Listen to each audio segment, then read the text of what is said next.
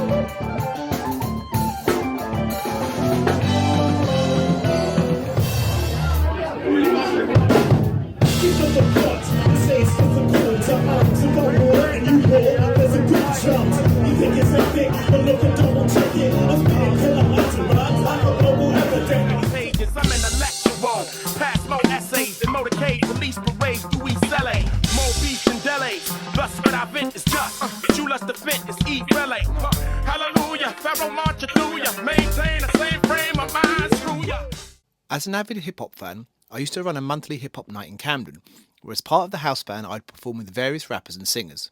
I've taken a huge interest in the music and culture for many years. As the genre was created in America, the first artists and groups I heard were American. It was later in my teens when I started to notice MCs and producers coming out of the UK, artists such as Roots Manuva, Skinny Man and Task Force. Though the MCs rapped with their British accents, it was notable that the production of the music was still very American-centric. UK producers emulated their favourite American producers such as Madlib, DJ Muggs and J Dilla. I wanted to research, by speaking to MCs who were there creating the music at the time, how they felt about America's influence.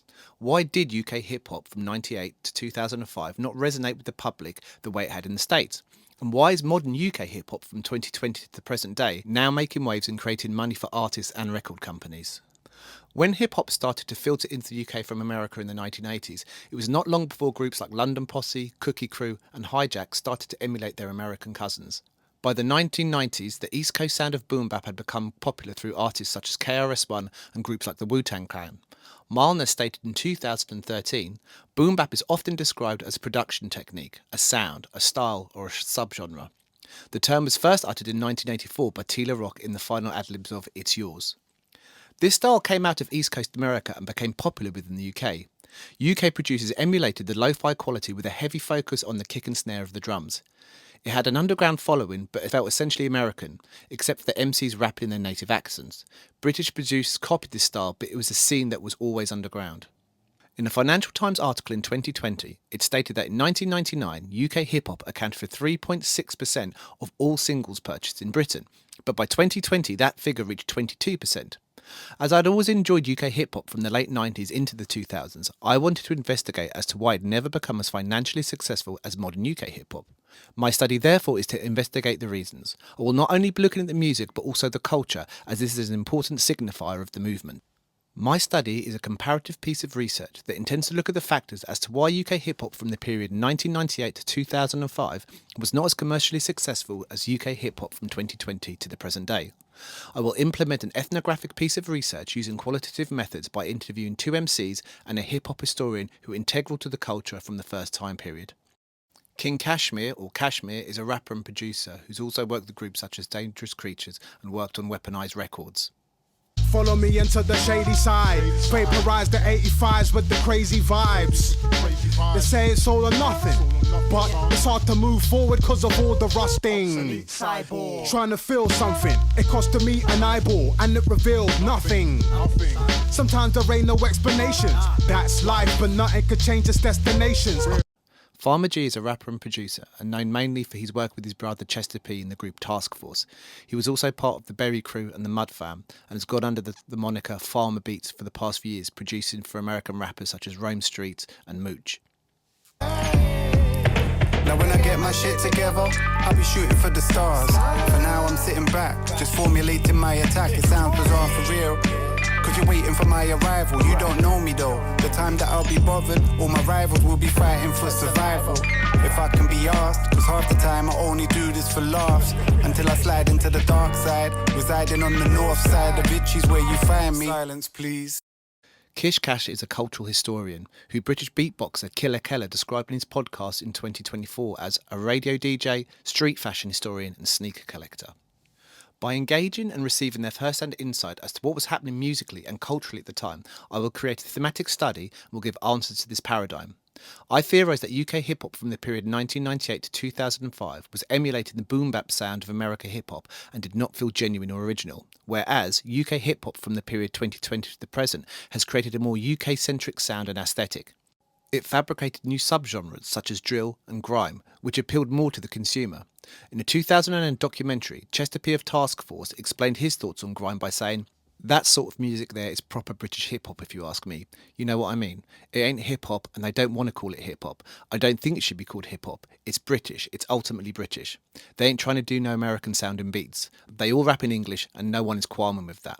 Lee gives weight to this argument by describing drill music as, with dark, nihilistic and sometimes violent lyrics, typically narrating street life, drill is often characterised by performers' relationships to place, groups and sometimes even named after their postcode. This was a movement that was UK-centric and a style that the youth could identify with. I also speculate that as social media was not a presence in the first time period, this could also have an impact on an artist or group's content. To research this topic, I believe a qualitative approach would garner the best results. As many of the artists from the first time periods were producing and supplying their music, it is difficult to gain accurate sales figures. Therefore, I created a questionnaire that would be answered by the people who were there in the scene. Their first-hand ethnographic knowledge is imperative to the results within this study. Available literature on the topic. On the screen is the available literature that holds the most significant insights into my question. They are all etic in nature, with some having emic responses where rappers, who were performing in the earlier time period, answer questions or are quoted. As I am taking a deductive approach to my own research, many of the literature I researched has common themes running throughout. I propose that through my interview questions, these will reinforce the themes and clear outcomes will be deduced. An example of this in Williams' book, The Cambridge Companion to Hip Hop, his chapter on UK hip hop is interspersed with quotes from rappers, such as Michael and Excalibur, which help draw conclusions on the scene and culture. At one point he summarises, UK hip-hop's strong identification with American hip-hop culture limited the potential of the scene to develop autonomously. This was echoed by King Kashmir when I interviewed him. He said the more traditional style of hip-hop didn't resonate particularly widely, but when certain people decided to speed up the drum breaks and bring in other influences, we had jungle. Same thing with grime. These things were familiar but had a particularly British twist, which gave them a more authentic identity, which in turn resonates way more. Within my interview questions, the link between US and UK hip-hop were always apparent, and these quotes help validate my deductive study. Williams' chapter also heavily emphasises the point that the movement in the late 90s was closely linked with record shops promoting the music, and this created a community space for the fledgling style to become a scene. Williams says, the traffic of entrepreneurial MCs between London's independent record shops led to the development of an influential crowd at Deal Real. Once again, this sentiment resonated and was supported by King Kashmir when I interviewed him by saying record shops were vital as well, not just to buy records, but to interact with people. Bramwell's book focuses on grime, which started in the early 2000s, overtook in financial and mainstream terms the traditional UK hip-hop sound. He said the widespread popularity of hip-hop and the emergence of grime as a distinct London sound highlight the importance of examining the role that rap plays in contemporary Britain. Kish Cash confirms this within his interview by saying, the grime scene really did elevate things, especially Dizzy, from 2003, 2004. Last year was the 20th anniversary of Boy in a Corner, and that really did switch things up. Online resources. Through my research, I was able to source documentaries on YouTube that gave first-hand autoethnographic accounts by rappers. This was an invaluable tool when building up a larger picture. In a 2009 documentary called British Beats, it looked at the scene by interviewing Skinny Man and Task Force. At one point, Task Force discussed commercialism and the role music business factors play in their lives. Chester P says, Business is never creative. It creates money. It generates one thing, but it's productive, but not necessarily creative. Whereas, like, when you concentrate on business too much, music can become saturated with bitterness, and you can feel resentful to the music itself because the business is such an easy thing to get resentful over, and you will lose friends along the way, and you will lose faith along the way. And a couple of things you always need to keep faith in is yourself, your music, and that you still love making music as a musician. If you took the business away from it and the worst come to the worst and you gave up doing it as a career, you would still make music and you would enjoy it more. So try and capture that essence just in your day-to-day living, do you know what I mean? Kish Cash backs this sentiment when I interviewed him by saying, But also, the other thing is a lot of the artists associated didn't want commercial success. They wanted it to be like, keeping it real. They didn't want to sell out. So that was another thing as well. And the way that everything was marketed was geared towards that. The scene wasn't looking for commercial success. As will become apparent later on in my dissemination of my interviews, these primary sources were invaluable and aided me in being able to build a deductive picture of the scene. My study. I gave my 3 interviewees the same 5 open-ended questions. I did not want to influence them with my own bias or possible responses to the questions. Therefore, I chose not to interject or steer the conversation at any point. I hope to gain their primary memories and insights as they'd all been part of the scene. On the screen now are the 5 questions. I chose to keep them relatively broad as I hoped when it came to the comparisons of their responses I could start to see themes emerge. If any themes did emerge, this would therefore give weight and validity to the study. Emulating the American sound. To create a thematic study, I undertook a detailed analysis of any words or experiences that had a shared commonality with the participants. I theorised at the start of the study that the traditional hip-hop sound had not struck a chord with the British audience due to it being a duplication of the American sound and therefore not being original and authentic. I felt this would be a good starting point. All 3 spoke about and reinforced this concept. Kashmir commented, "Because we've experienced the success of grime both financially and culturally, people seem to be a lot less enamoured with everything American and are fully at home with music that comes from here." Farmer G reinforces this position by saying, In 1999, UK hip-hop would have meant something very different to what it means in 2020. Would have been solely boom bap orientated, such as groups like Task Force, Ricochet Kalashnikov, these type of groups, which were source of origin probably American influenced. Compared to now in 2020, it can be different genres of music ranging from road rap, drill, all different kinds of styles of UK hip-hop. the UK styles that seemed to resonate first and foremost in the early 1990s were jungle and then garage. Both of these styles had faster tempos, with the former averaging 160 BPM and the latter averaging 130 BPM. This allowed people to dance and move to it. The UK boom bap was slower, averaging 90 BPM, so MCs could rap and listeners could understand the lyrics. Jungle and garage were pioneered by artists and producers of Caribbean heritage, and both took inspiration from the reggae sound system music. These were both styles that represented the UK and the racially diverse nature of London. They were styles that at their core were created in the UK and audience responded to this. Later on, styles such as grime, drill and road rap started to emerge. Like jungle and garage before them, they were all rooted in the experience of young people living in the UK. Issues such as gang culture, living on an estate, and not being financially secure all form the identities of these tropes. They spoke about the same struggles that the listener could relate to. Bramwell notes in his book, the artistic forms and social values that are made and adapted in the subaltern black public sphere could be seen to affirm important principles of commonality in contemporary London. Musically, grime sat at a quicker tempo to boom bap, averaging 140 BPM. The use of samples that were indicative of the American influence style were always apparent. In grime, however, they were used less frequently, and with that the sample being the main focus or element of the track. The drum beats were also very different. Grime used synthesized drum sounds, which were staccato and jagged in tone, whereas boom bap often sampled funk drummers from the 60s and 70s, such as Clyde Stubblefield and Zigaboo Modelist. It became apparent that the American sound that UK MCs and producers had adopted was in conflict with the wider audience. This is one of the factors with the scene remaining underground and not achieving financial success. Keeping it real, the scene wasn't looking for commercial success. The second theme that emerged was that of a scene whose main goal was not the monetary side of the business, but more a creative one, that wanted to be a movement and a scene that spoke to a smaller underground audience.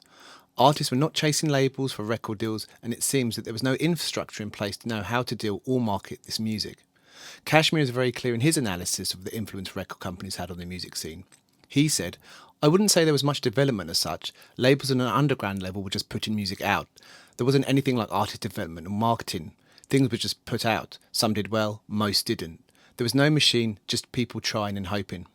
Once again, Farmer G echoes this sentiment by saying, Rudimental Tool, the UK hip hop indie label, was just basically selling records out of the back of a van to independent record shops. You might be able to get a deal with HMV and get your records in HMV if you were pushing enough numbers. The sales weren't massive. The reality was that the scene was a DIY proposition.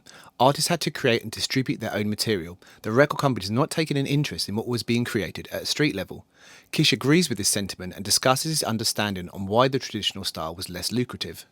We didn't have A&Rs who believed in or had the ability to market said product, said music to the masses. He also believes the issue lies with the record companies and their inability to understand how to promote the movement. All three are in agreement that the scene was generated by the artists, with very little assistance from record companies or A&R personnel. It seems, to create an audience who wished to purchase your music, the artists had to have the physical copies manufactured, promoted and distributed. They had to be entrepreneurial. The popularity of an artist or group's success was driven by their engagement with the public. This could not only be magazines, but at gigs, on the radio, freestyle cypher battles, and directly in-house at the record store, like Deal Real, who supported them. Kashmir reminisced in our interview, "We had physical media back then. This physical media was mainly magazines, for example, Hip Hop Connection, Echo, etc. This is where a lot of information about what was going on musically was found. And it was a thing that people who were interested in music bought every month. You'd also engage at the live shows. There was a lot more jams going on back then. Record shops were vital as well, not just to buy records, but to interact with people." An overall arching theme from all three of my interviewees is that the internet has been of vital importance to help artists from the second time period. As the internet was in its infancy when they were releasing their material, they are all in agreement of its potential influence in building a following. Kashmir speculates, "I guess it's given people a place they can go to see what the artists they like are up to. One could say it's given them another dimension of discoverability." Both Farmer G and Kish agree with this sentiment, both explaining that there is more opportunity to build your brand with social media and that the internet is part of everyday life. As stated in the book Streaming Music Practices, Media Cultures, it says, "The development of music streaming has contributed to changing the structure of the music industry." Kish agrees with this by saying, And definitely the internet and social media has, impacted not just hip hop, but just music in general. So yeah, having those channels available now, being able to communicate and interface with your audience in a far more direct fashion, build your fan base, is more immediate and it's more honest. Conclusion. Taking all of my literary studies and interviews into account, it's become apparent why the first time period was not as financially successful as the present day UK hip hop. Number 1. The assimilation of the US boom bap sound did not connect with the audience. The music was too close to the output of American artists and therefore did not translate as original, even with the addition of rappers using their native accents. I have to point out that my question was flawed in some ways, as grime did start to emerge within the first time period, and this was more commercially successful. Artists such as Dizzy Rascal, Wiley and Skepta did have the backing of record companies and were rapping on issues such as inequality, classism, purpose, gang culture and lived experience of working class youths. Their audience felt a connection with not only their lyrics but the type of beats they were producing. They also discovered mainstream success. Bramwell notes, Dizzy Rascal's collaboration with Calvin Harris on Dance With Me and his release of the 1970s dance-influenced Dirty Disco distinguished him from the other grime MCs, as well as his early creative work. Number 2. Artists from the first time period had to create their own buzz. They had to create and produce the music, distribute it and promote it. There was little support from labels and the ethos was not about the business side, more that they wanted to create and participate in the scene with support from record stores, radio, gigs and magazines. As Kish summarises, But the thing is, as always, it's always the pioneers that set the levels, but don't generally profit off them. But, key thing was keeping it real. It was really about maintaining respect within your community as opposed to selling out. And that was a big thing as well. Number 3. The internet has had a substantial impact on artists. In the book Streaming Music Practices, Media, Cultures, it states, "The way that music is produced, distributed and listened to has unquestionably changed alongside the development of the internet. For over 2 decades, these transformations have caused a great deal of consternation and optimism in equal measures for those who care about music." As the internet was relatively new in the first time period, it could not be utilised as it is today. The ability to connect with your audience and keep them updated in real time has offered a whole new resource to performers. Impact of the study. When I started my literature review, it became apparent that there was a gap when looking at traditional UK hip hop in the 90s. There were books with chapters and articles, but I could not find any literature dedicated to these artists and their cultural influence, hence why the video documentaries were so useful to gain insight. With the research I've undertaken, this key area of UK music could be expanded upon in future research to see the impact it had on later styles, such as grime and drill. Thank you for listening to my presentation. I want to say a big thank you to King Kashmir and Kish Cash for their insight, and a special thanks to Farmer G, who helped facilitate all of the interviews.